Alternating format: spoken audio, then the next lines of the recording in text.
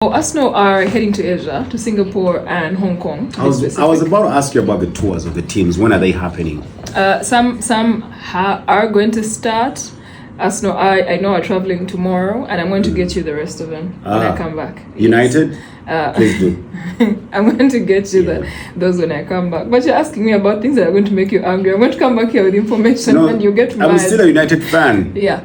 Trust me, there was a time also Liverpool was suffering like the way we are suffering right now. So it happens. Every team will go through something and get back. Arsenal will be traveling tomorrow. And I'm talking about that because some people thought by the time Arsenal start traveling, Victor Gyökeres would be in the building.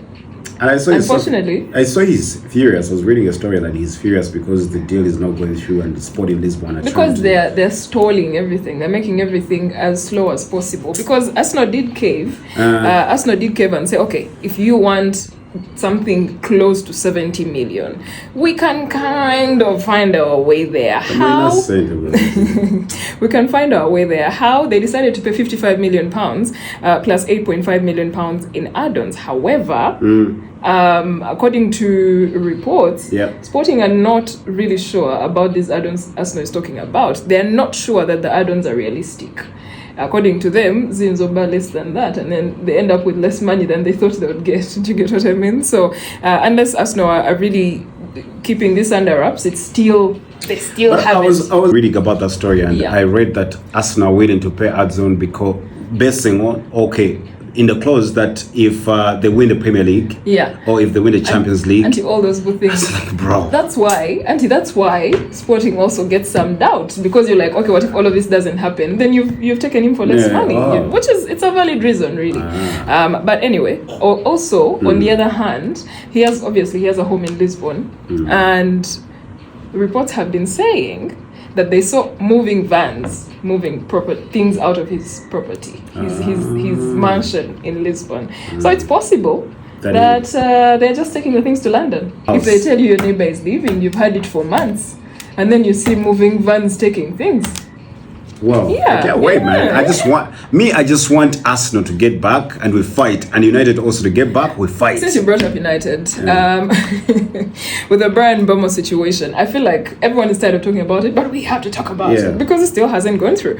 But right now, as it stands, United have finally caved as well and said, okay, we're making a third bid, please accept this one.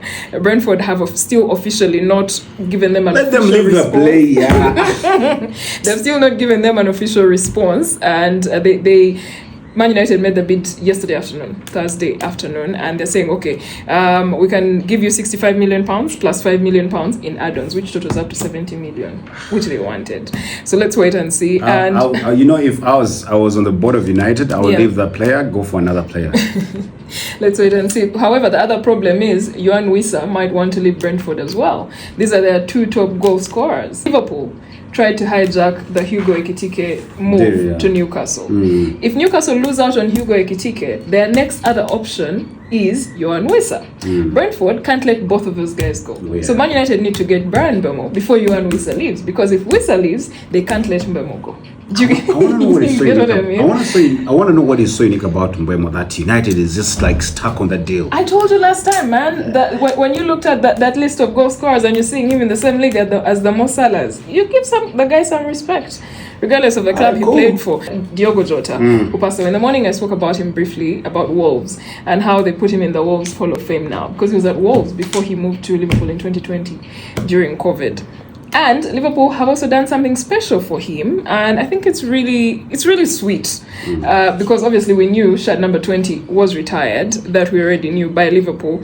And now when you go to their website, the Liverpool website, there's like a section obviously where there's the first team, the names of the first team. So each player has a profile, a link to their profile, and when you go to Diogo Jota's, instead of showing the contract time of like from 2020 to 2025, there's forever.